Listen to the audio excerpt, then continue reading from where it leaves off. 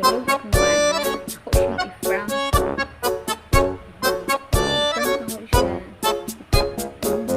Bibi-ubil gamit ani puno charot. Ano siya?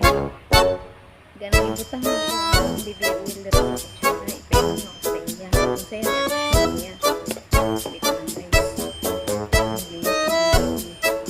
Yung baby ko nag-umiyak na guys.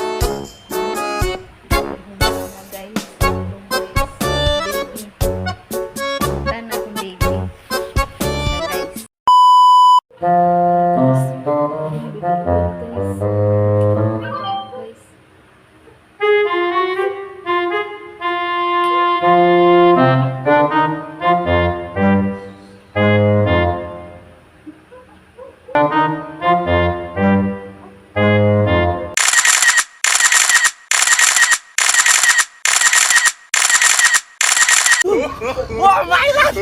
Sobrang si! Oh my god! What the?